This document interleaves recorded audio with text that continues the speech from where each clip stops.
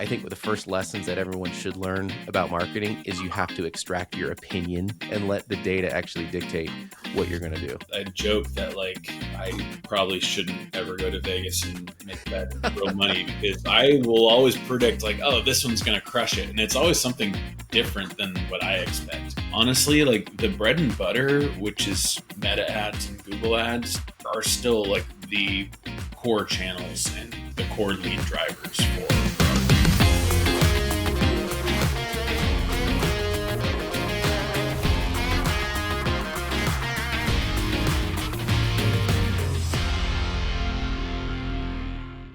Quick word before we start. Look, I've been where you are. You got into this business because you love the performing arts and inspiring students, not because you wanted to be a bookkeeper and a scheduler. When I was scaling my school, Opus One became my secret weapon. Automated billing meant I actually got paid on time. Self-booking freed up hours every week, and having everything in one system, game changer. If you're serious about growing your school without burning out, check out Opus One. You can get a demo on opus1.io or find the link in the show notes. Now, let's jump in today's episode. Well, Kaena Miller, welcome to the show today. I appreciate you being on here, my friend. We've known each other for a number of years, and you've done some great work in the marketing space with music schools. And so, yeah, thanks for being here. Yeah, what's up, David? Always good to see you. Always good to chat. Yeah. So you're the founder and the creative lead for Red Blind Media. So you do digital marketing for all different businesses, but you also have kind of put together a little bit of a specialty for music schools. I don't know, how long has it been now? Because I remember when we first met, was it about 5 years ago or something? Yeah, like 4 or that? 5 years ago. Yeah. I mean, Red Blind, we kind of started this in 2020. A little bit. It was a COVID project that ended up turning into a full-time business. Yeah. We kind of started up in 2021, started hitting our stride in 2022. So we've been going now for a few years. Enough that like it's getting hard to remember like what we did in what year. Yeah, absolutely. So you guys are actually like a marketing agency, and you've done a lot of work with music schools, and you're continuing to do a lot of work with music schools. And so I thought this would be an interesting conversation because there's a lot of things that are happening in the marketing world. It's always changing. There's always emerging trends and different things to be looking out for. So I really appreciated you coming on just to talk a little bit about some of the things that you guys are seeing as it relates to that. One of the things I really enjoyed about working with you was just kind of more your hands-on approach to working with clients. Sometimes agencies are a little hard to get a hold of. They sort of just have like like the template that they put you in, and there's not much beyond that. So yeah, I wanted to kind of speak to some of these things. I mean, the first thing, I guess, just from a high-level marketing standpoint, where do you have there been some big changes in the music school world just in terms of what you're looking at? I know you guys have a number of clients. What are some of the trends that you're noticing, or has much changed? Yeah, I mean, this industry is always changing, and the industry just iterates at such a rapid pace. Speaking purely about digital marketing and the ad platforms that drive traffic and drive interest and awareness, there's always new developments to kind of keep abreast of. And I know that there's maybe like a temptation to always like try and like figure out like what's the new hot thing that I need to be part of. But honestly, like the bread and butter, which is really Meta ads and Google ads, are still like the core channels and the core lead drivers for our client. And you touched on this. We work with over a dozen music schools all over North America. We have a pretty good idea for music schools specifically, like what types of campaigns, what types of marketing activities are really incremental in driving those leads. And so, yeah, there is, smaller changes within the ad platforms. I mean, Meta's always rolling out new campaign types, and Google as well. They're always piloting new campaign types or changes to their bid structure or their targeting or whatever it is. But at a macro level, no, most of our schools are still spending and getting most of their leads through Google ads and through Meta ads. So Google and Meta, those are the two main drivers in terms of leads and conversions as you're looking at most of the online spend. Yep. Okay, that's interesting. So, and that really hasn't changed too much because No. that's it's been that way for quite a long time now. Yeah, yeah, and there are platforms like obviously like TikTok over the last few years has gotten really popular, but as an advertising platform, we really haven't seen like much success or investment from our peers into TikTok. Um, there's I'll share a quick visual here. Northbeam is a multi-touch attribution platform. It's really geared more towards like D2C retail brands versus like small local businesses like music schools. But I think that this data is interesting. They work with so many different businesses that they get tons of data that they're able to like put together and aggregate and show just a percentage of spend by channel. And this is they send out like a weekly newsletter, so you can go ahead and subscribe to this. But I'll just share it straight from my email inbox, this visual here. And what's always fascinating is how little all these other channels get from a spend standpoint. So you can kind of see here Meta for D2C advertisers, so a little bit different than our music schools, but D2C advertisers, 62% of their budget's on Meta, 27% is on Google, and then everything else is just, a couple percentage points. Wow, Yeah, that's it's amazing. really What a duopoly. These two channels drive everything. So 62% of all dollars spent is going to Meta Yeah, in ads and on all online. yeah. Mm-hmm. And 27%, 27.5% is going to Google. What's that third one? I can't tell. I don't understand. Yeah, that's Axon. That's AppLovin. So that is a platform that allows you to run your ads in mobile games. So if you like download a game and you play, and to get to the next level, you got to watch an ad. AppLovin allows you to access that image. Interesting. Yeah. Yeah. So for gaming, well, what's amazing about this too is, I mean, you look at TikTok and some of these other ones, they're 2%. Yeah. But Pinterest. even YouTube, like I would think YouTube would be a much higher percentage. Yeah, I do want to talk about YouTube because I think that is something that has been developing and has been a little bit of an unlock for us over the past year. Um, because YouTube is managed from within Google's ad platform, I have a feeling that like some of this spend, this 27% in Google, is dollars going to YouTube. It's just not like broken out into specific campaign types that Northbeam is able to recognize as like a YouTube exclusive. I mean, so many of Google's campaign types now, like PMax and Demand Gen, access multiple different kinds of inventory that Google's able to provide, including YouTube. So it may not be an exclusive YouTube campaign, but some of that spend could be going towards YouTube. Okay, so you're saying that YouTube could be a much more significant. Yeah, like there's certainly some of this 27% is going to sure. YouTube. This is just YouTube exclusive. But still, I mean, just from the standpoint of like that really does pretty much boil it down. If you're not spending, I mean, even in that graphic there, most of it really is Meta. Most of it is like if you're not advertising on Facebook, or if you're not, then, or really if you're not advertising anywhere and you want to know where to spend your first dollar on ads, then I mean that pretty much says it right there. Like 2/3 of all ad spend is going to Meta. Yeah, and we find for music schools the ratio is a little bit different. Google has the advantage of being able to serve up location-specific ads in Google Maps or in any type of search query that will trigger local results. And because music schools are local businesses most of the time, there's a pretty big advantage into running like PMax that allows you to access that local inventory. So for most of our schools, I mean, it's really interesting. Like we work with over a dozen schools, and it's not always the same for every school. We've got some schools that spend a little bit more into Meta. Some are like like you saw there, like 70-30 Meta Google. Others it's flip-flopped. It's mostly Google. I mean, I'd say it's close to 50-50 on average. Yeah, that's interesting because, obviously we sold our schools a while ago, but my recollection is that we were spending more on Google, or it was about 50-50 with Google. Yeah, or like 60-40. Yeah. I mean, I'd say for any new music school or any music school that is just getting into advertising, Start with Google. It's a little bit of a lower lift to get up and running. Meta as a platform is much more dependent on creative, so there's more investment that goes into Meta.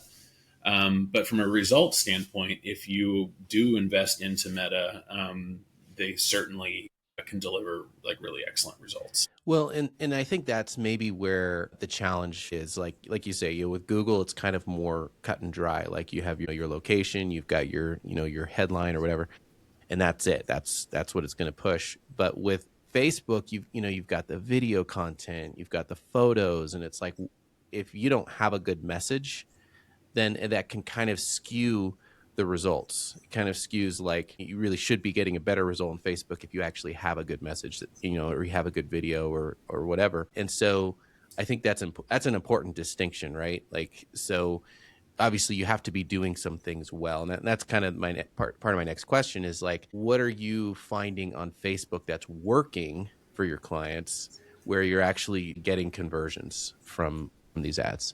Yeah, like I said, it's really dependent on creative, and you need like effective creative in order to sell on Meta. So Meta is really great at identifying the right audiences to get your creative in front of.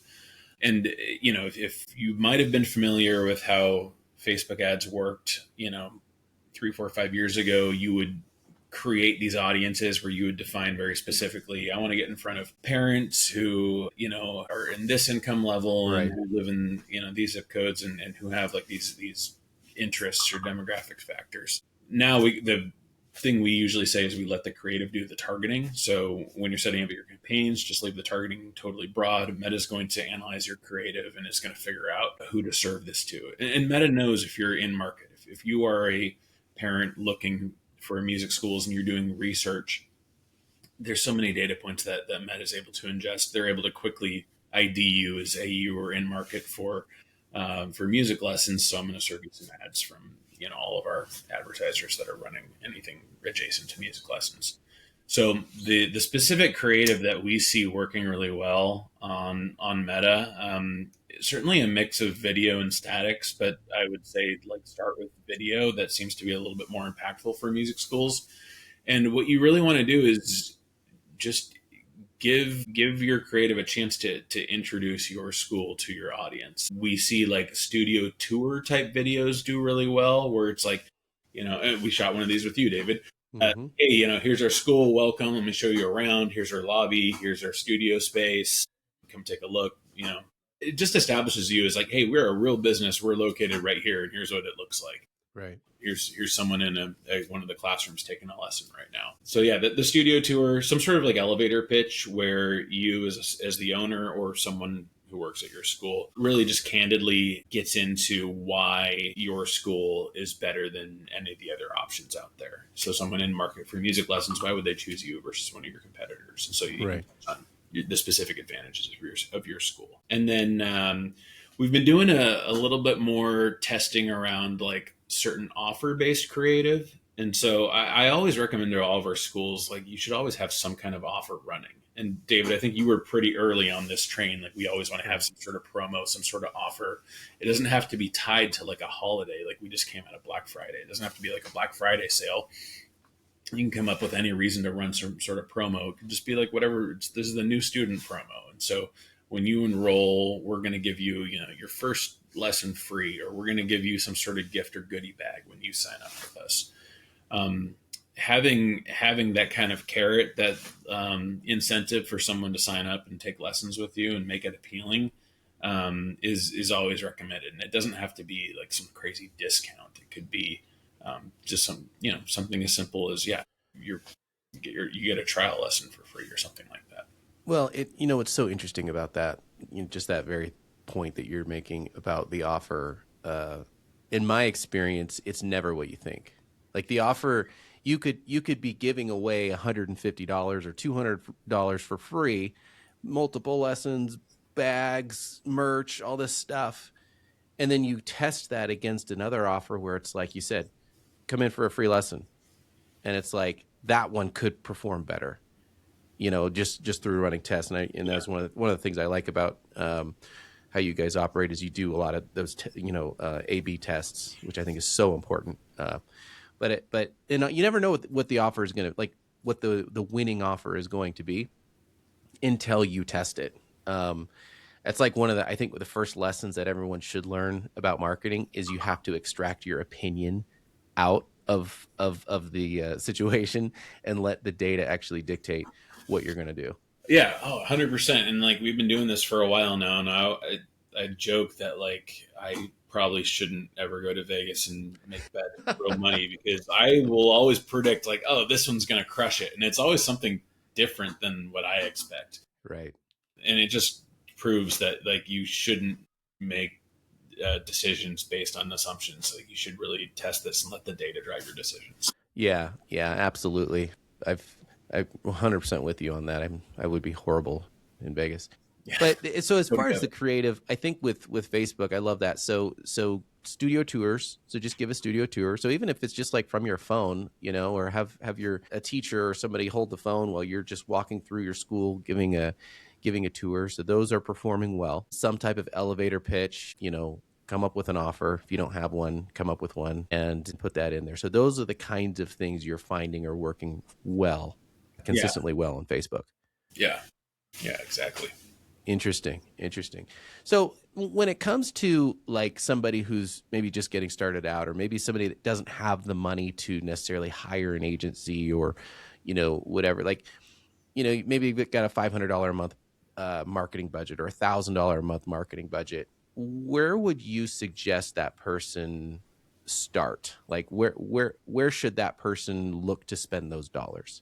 Yeah, I mean, if you're just starting out and you're working with a budget of less than 1,000, I'd start on Google. Again, like I mentioned, Meta, we see really good results there with a lot of our schools, but it does require a little bit more investment from that creative production. Whereas Google, it's very easy to get set up and running with not zero, but less effort, less investment. And once Google is up and running, it's not totally set it and forget it because you do want to always be optimizing. But Google has put a lot of work into making it really easy for businesses who don't know anything about online advertising to kind of quickly get campaigns up that are going to be somewhat effective. Yeah. It's really easy to waste money on Meta if you don't know what you're doing, or you don't, come out the gate with good creative, or you have a bad campaign structure. Google has put a lot of guardrails in place to make it really easy to quickly spin up a campaign that will be at least decently effective. And honestly, if you have $500 to spend, let Google do all of the optimization for you when it comes to figuring out like what keywords to target, what placements to target. If you're working with a small budget, 500, set up a PMax campaign. That's Google's performance max campaign type. It's designed to really be a machine learning driven model where you are basically just giving it all of your assets. So here's a couple headlines about our school. Here's a couple images that show off our school, exterior facade, maybe a picture of a studio room. And then Google will take all of your assets and figure out the best places and the best formats to show those advertisements in across all of Google's surfaces to drive to your whatever the result is that you define.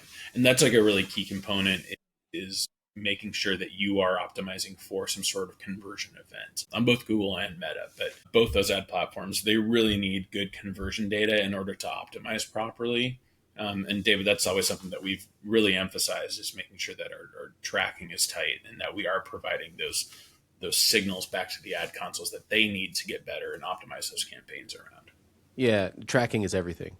Otherwise, the data is really kind of meaningless, right? Like you're getting people sign up, you're spending this money. It's like, oh, I have no idea how effective this campaign actually was because I don't know where the leads came in from.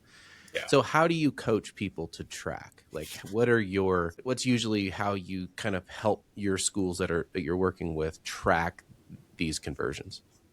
We don't coach them to track. We say, please let us set it up Just for do you. it. Like I've helped so many schools like troubleshoot, and like honestly, like it's not easy.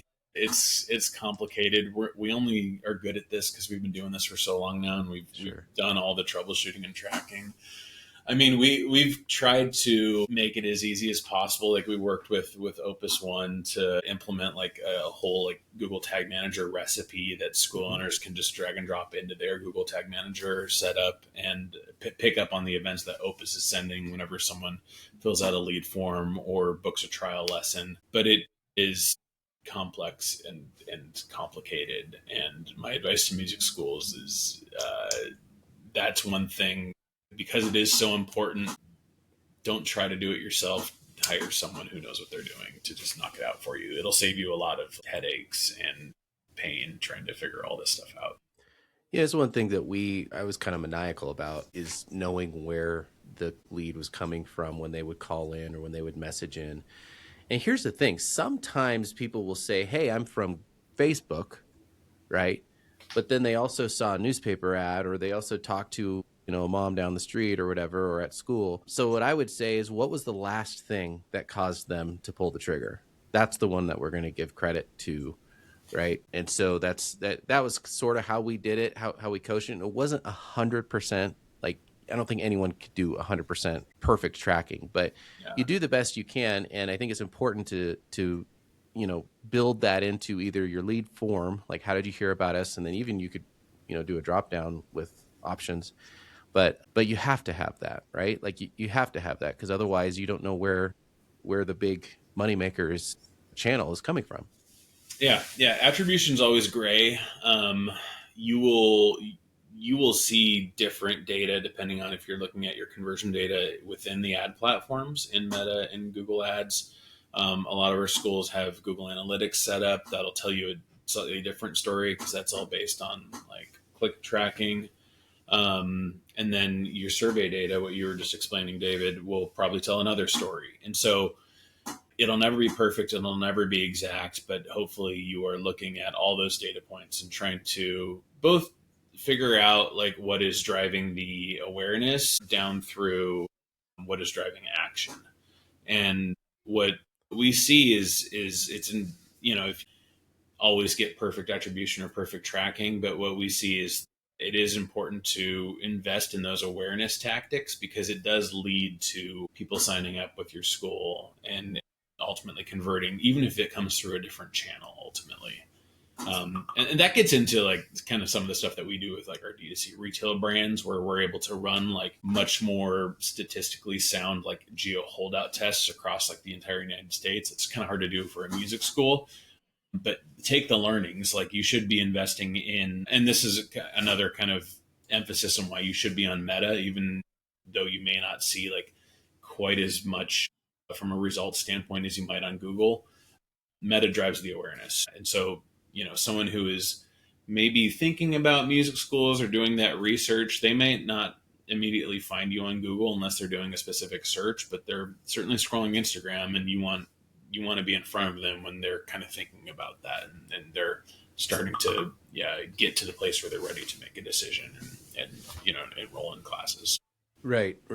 So once you kind of have some way of tracking and determining where they're coming in, how do you measure, or what would you say is a good cost per lead, right? So if I'm putting $100 into this channel, how many leads am I going to get out of it? Or even cost per enrollment? Yeah. And how do you walk schools through that? Yeah. So those are really good questions, and there's a couple different ways to answer this. Average school that we work with, we typically see cost per lead anywhere between like $50 to $150, and generally that is a very profitable cost per lead, depending on if they come through like a lead form, or if that lead is like something that's a little bit more of a commitment based lead, like signing up for a trial lesson. You're able to convert like a pretty good percentage of those leads. And so our customer acquisition cost, how much does it cost to acquire like a full-time enrolled student? Average CAC is probably somewhere around $500. Okay. For most schools, someone enrolls as a full-time student, they're there for at least 6 months. A lot of schools have students that have been with them for 2, 3, 4 years. As these kids get better and better, they stick with that music school. That's thousands of dollars over the lifetime of a student. So when you're trying to think about that from a return on an ad investment standpoint, $500 to acquire a student that's going to be worth $4,000 over the lifetime of that student. Usually for most schools, that equation makes sense. And we like to challenge our schools. And this is something that I think a lot of schools who haven't really been actively advertising, they kind of struggle with this concept. You should have a cost per lead, like upper limit, that if you have growth goals and you have the capacity to support this, and you have the cash flow to invest in this, like there shouldn't really be an upper limit to your monthly budget. You should let cost per lead targets drive how much you're spending into advertising. I'm going to share a little visual here that helps kind of explain this a little bit better. So you will generally see, and this is super true for music schools because you have a very limited available market. Usually it's like a 5 mile radius around your school. And as you start to extend past that, it gets harder and harder to convince someone that they're going to make the drive to your school.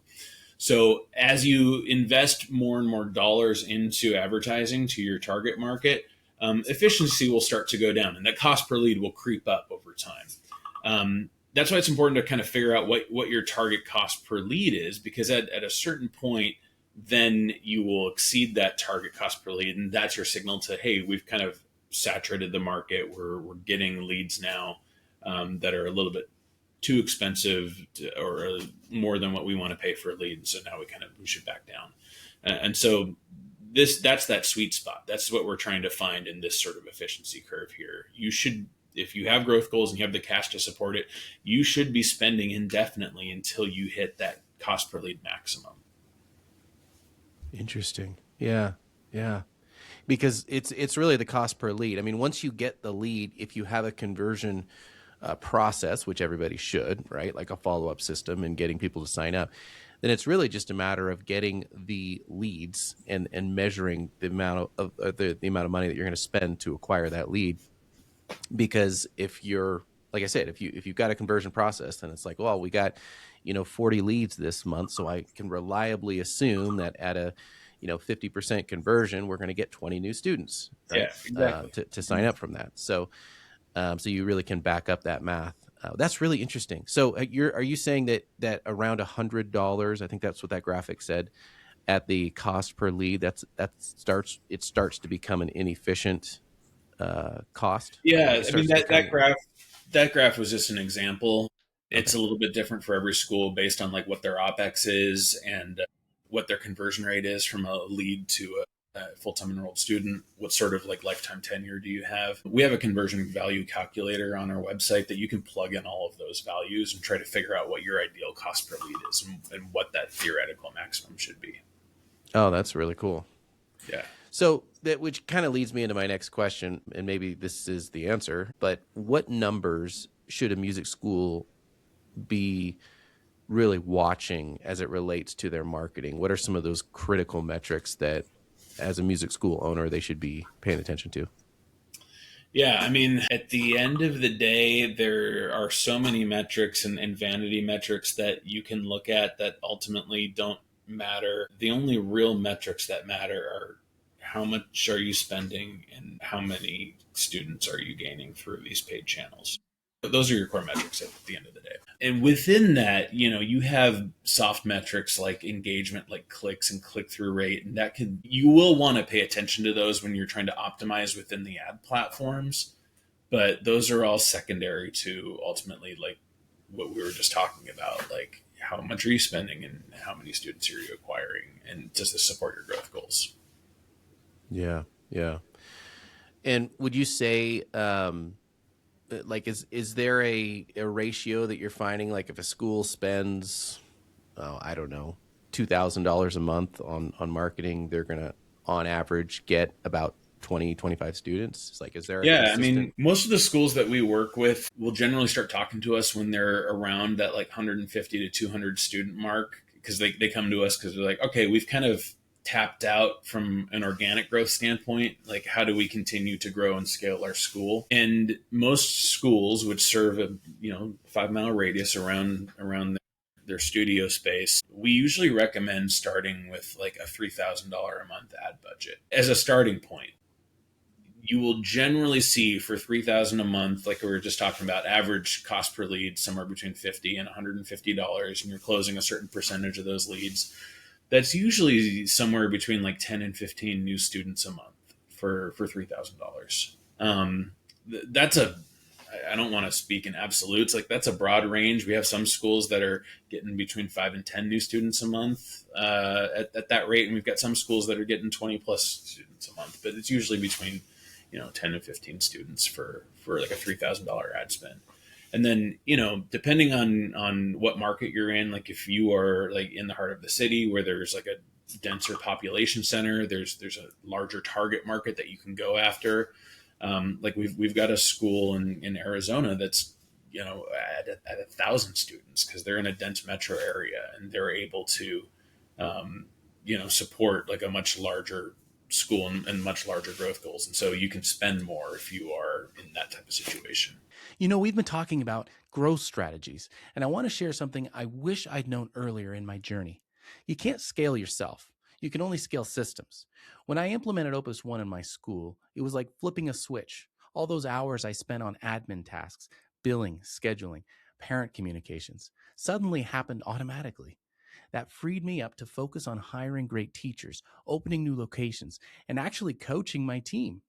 That's how I went from running a school to building a business. If you're ready to make that shift, Opus One is where I'd start. Book a demo at opus1.io or through the link in the show notes. All right, back to today's episode. Once you start to get to that scaling, like you said, around 200 students, that part where you want to scale and you need help, extra help with your marketing, another issue gets sort of arises, which is churn. And so you always have to stay ahead of churn. And usually our industry, like you're doing well if you're at or below 5% churn rate each month. So you're dropping 5%, which means you have to get at least 5% new enrollments in order to break even, so to speak. So at the 200 student mark, you got to be getting at least 10 students, right? Just Yeah. to keep your school from actually going down in enrollment. And Yeah. so I think that's all the more reason to ramp up your marketing, to be more aggressive so that you can not just get a 5% enrollment rate each month, but at least, I would say at least an 8 to 10% enrollment rate so you can grow. Yeah, and you've probably experienced this, but that churn is not consistent through the year. There's seasonal periods where churn really starts to like hurt a little bit more, and other periods where it's a little bit softer. I think we hear from most of our schools that like that June start of summer churn is always really tough because people are taking a break for the summer and then they're going and doing other things, and we'll see in September. Yeah. We this is interesting. We actually pulled together data from across all of our music schools and looked at when kind of peak seasonality is for capturing new leads. And this shouldn't be surprising to anyone watching this, any of your schools, like January being the peak month. What is interesting is how much higher January is than any other month. And then we know that like August, September, there's kind of that back to school, like we'll get, a pretty decent amount of new leads here. This surprised us that May was like a sneaky good month. And I think that you do have a lot of churn in May and June, but then you also, because you've got students leaving because they have summer plans, you probably also have students joining because they have summer plans. And so this is something that over just the last year, we've started working with our schools to be a lot more deliberate about their messaging around May and June, and really going after people who are looking for essentially something to do during the summer. I mean, David, you've got kids. I've got some young kids. If the other parents are out there are in the same boat as us, like summer comes and they're scared because their kids aren't in school. Right. And they're like, I got to figure out something to do with these kids. This is a really great time to kind of market to those parents who are looking to commit to something for the summer. So there's really 3 spikes during the year. Yeah. That is really interesting. There's the obvious January spike, which we all cash in on, and then you have the back to school spike. But there's a third spike, which is right before summer. Start of summer. Yeah, right before the start of summer, which, like you said, usually that gets overshadowed by churn because you're so focused on not losing the students. Right. But that's interesting. Yeah, from April to May. Interesting. Wow. From the standpoint of Obviously you've observed a lot of music schools. What are some of like the big mistakes that you're finding schools are making as it relates to their marketing, or just some common misconceptions? I mean, we already kind of touched on it. It's just being scared to invest because they don't trust that like that investment is going to generate students for them. And that I totally get that. Like as a small business owner, it can be like hard to commit dollars to something that you're not like absolutely positive is going to work. But I think if you haven't been advertising, or if you've been burned before by working with maybe agencies that are not doing good work, my recommendation is start small, but then as you start to trust that the data coming in supports like, hey, we're hitting growth goals, we're getting leads under our cost per lead target. I'd say one of the biggest misses that a lot of our schools still struggle with is not being ready to capitalize on the demand and on the interest there that are at those peak seasonal moments throughout the year that we were just showing. So like, we're recording this mid-December. We're having these conversations right now with all of our schools. Like, hey, January is coming. We know there's going to be a huge demand spike. Figure out like what the maximum, amount you would be willing to pay for a lead is. And let's get ready to like step on the gas because we know it's going to be big in January. Right. Yeah. That's one of the biggest challenges. Like, just again, speaking about schools that have growth goals. Some schools, because they may have a capacity issue and they're just trying to kind of match churn, and the strategy is totally different for a school like that. But a school that's actively looking to grow, you should be ready to capitalize and spend in those peak seasonal moments, and then pull back in the months that aren't super huge. I think when you look at a budget, and this as a business owner, that you have all your different expenses, right? You line item all your, and marketing is one of those line items, right, on the budget. And sometimes it can be easy to slip into, well, I can't spend more than 8% or 10% of my of my gross. But one thing that really helped me was thinking of the year as a whole. So, like, let's say, for example, my marketing budget is 10%, and let's say, just for the easy math, 500,000 total revenue for the whole year. That means I got $50,000 for the whole year to spend. Now, I mean, and you could use that graph. That graph is gold, by the way, like Yeah. because you can literally predict. I mean, our industry is so predictable. Like every year is basically the same. Your marketing budget should look like this. It shouldn't be flat every month. Exactly. That's exactly right. So if you take that graph right there and you say, this is my marketing budget as a percentage of $50,000, now you can say, oh, in January, I'm going to spend like, I don't know, 15 grand or seven. Yeah. Like I'm going to spend a lot of money in January because I mean, the results are in, and it's never really probably ever going to change. Like it's always going to be that way. So you can reliably know that if you follow historical data and you have your marketing budget, you can overspend on January, because in some of the other months you're going to, have a much lower marketing budget, knowing that the fish just aren't biting during that time of the year. Yeah, exactly. And so that is very, very helpful, I think, for anybody to really understand. Like, you need to be spending during the big months, and just in general, you need to be spending on marketing.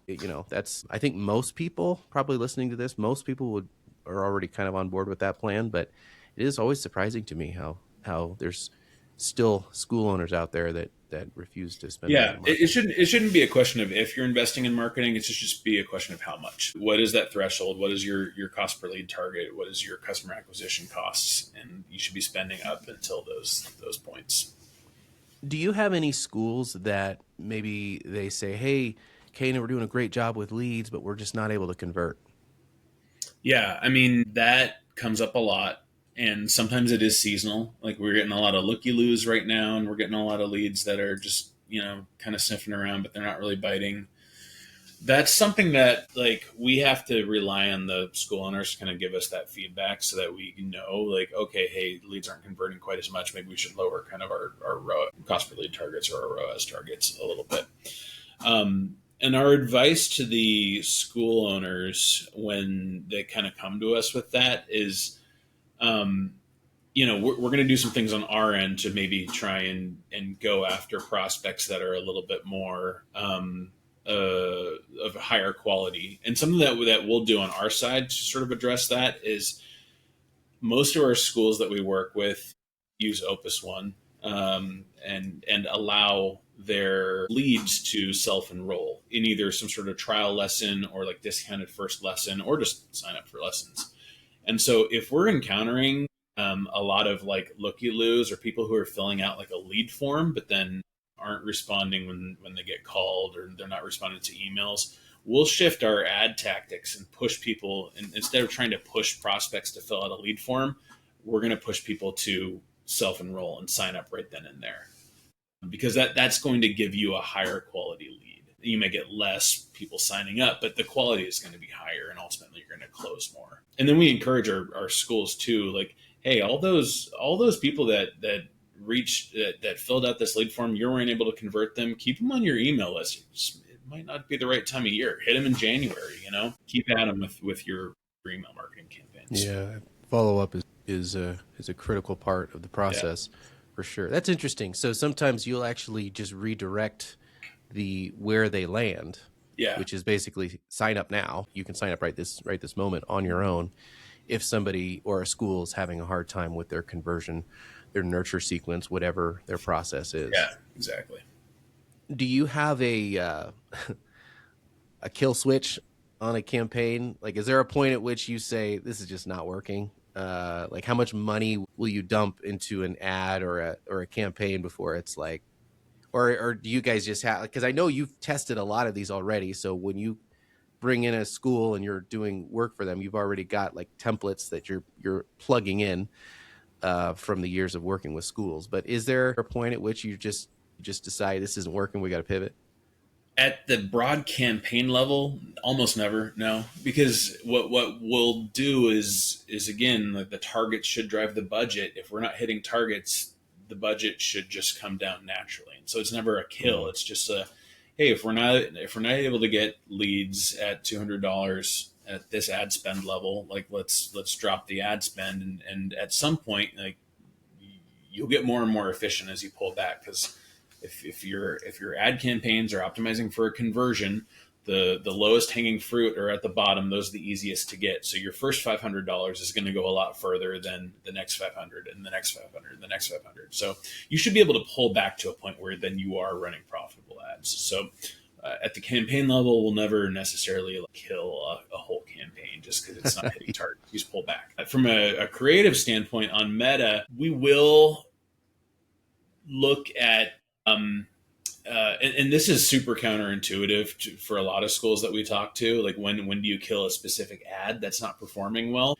The way that we like to set up our campaigns is we try to include as many ads as possible in one campaign, one ad set. As long as like they're talking about the same thing. If we have like a specific offer, that might be a different campaign. But most of our like evergreen ads, for example, we want all of those to be in one campaign.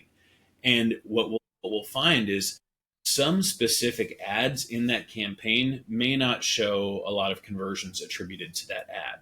But if it has a lot of spend, we won't kill it, because that's a signal to us that this ad is a top of funnel ad. And this is drawing awareness, and people are going to watch this, and they may not click on it, and they may not pull the trigger and sign up with you right then and there. But another ad in that campaign may be the more bottom of funnel ad that are going to encourage people to take action. And so when we evaluate like performance at the ad level, talking exclusively about Meta here, we will very rarely kill an ad because it doesn't show high conversion rate. We will kill ads because it's not getting spent. And that's a really kind of strange way of thinking about it if you're not used to thinking about it this way. But the takeaway here is that Meta knows what is ultimately going to push people through the funnel and what will ultimately get people to convert. And a lot of times it takes a little bit of nurturing. It takes them seeing those studio tours, those elevator pitches, and then they may not pull the trigger right then and there, but they'll come through via another ad. So evaluate your overall performance at the campaign level. Only cut an ad if it's not getting spent. Last question. This is a huge topic, so I'm going to boil this down. Maybe give me the top 3 things. Website is, we haven't even touched on website yet. Yeah. So website's super important. would you say are the top three things you love to see on a website when you're looking at school owners' websites? Photos, visuals. Just make don't use stock photos. Use real photos. Show off your studio space. Just make it like really like stupidly obvious that this is like a real place that people can go to and people can visit. Um, our best school, our best like highest converting landing page. This school has a video on their landing page that shows like a recital of all their students like participating, and it's like a vocal recital, so they're all singing, and it's just showing all their students having such a good time that like it is so infectious. Like you can't not watch that video and not be like stoked and be like, wow, I want to join this. This place looks awesome. And so yeah, photos, videos, like rich media, show people what they can expect when they come to your school. I know you asked me for three things. That's kind of the one and two. And then like the third thing is just, I guess, third and fourth thing, two things. Make it really obvious what this is and like what your offer is. A lot of times, like I will encounter schools that it's not like really obvious that they offer private lessons. They'll right. talk about all this adjacent stuff, but just like really try to think through this like clearly, keep it simple, keep it succinct, like make sure that it's really stupidly obvious that you are a music school offering private lessons or group lessons. And then the last thing is give people just a super clear, easy path to sign up and convert. Yeah. Don't be afraid to put like 8 buttons all over your page, like sign up, sign up, sign up, sign up. And flip side of that, what are the three worst things that you see people doing? Doesn't have to be three, but just what are the worst things that you when you look at a website that they just don't get it? What are you finding? Too much text. I see some like some school owners will go heavy on like the SEO, and they'll have like paragraphs and paragraphs of text. Like no one reads all that stuff, and I know that it's like maybe good for rankings, but like honestly, like the content on the site, like for a local business, is not. I mean, it is important. It's not that critical for SEO. Focus more on your Google reviews. And now I'm getting more into the positives again, what you should be doing and what schools that do things well. Focus on Google reviews. Focus on building up that authority in your local community. And that's going to help you way more than like keyword stuffing or like keyword dumping on a website. I mean, outside of that, just like, and this is hard for schools because they're small and they're resource limited, but we see some schools with like just ugly ass websites. It doesn't need to be pretty. Like if it's functional, like great, like it'll probably work. But this is people's first impression of your school. And if you're really asking people to like trust you and like, hey, like get you excited about like enrolling, like an ugly website is not a good first impression. And so spend a little bit of time on it. Honestly, there's so many platforms now, like Wix allows you to generate an entire website off of one AI prompt. Like you can just type in what you want your website to be, and like you will get a website, and it'll look great. Like, there's no reason you should be on like some Weebly site from 2018 that's just like ugly and doesn't look modern, doesn't look professional. It's the barrier to entry to having a nice website has never been easier.